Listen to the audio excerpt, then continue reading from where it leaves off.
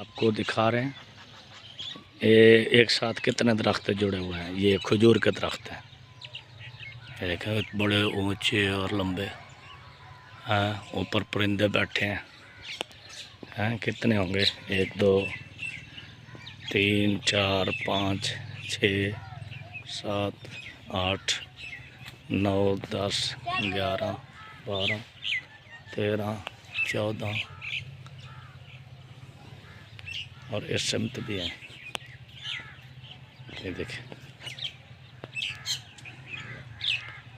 کتنے بڑے بڑے درخت ہیں.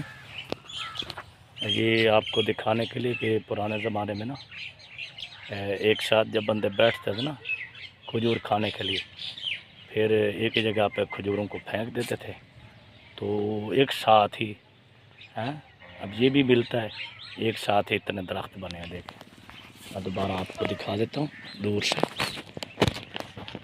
یہ دیکھیں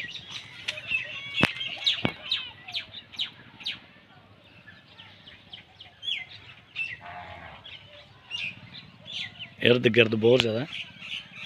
یہ دیکھیں ابھی یہاں سے بہت زیادہ نکل رہے ہیں.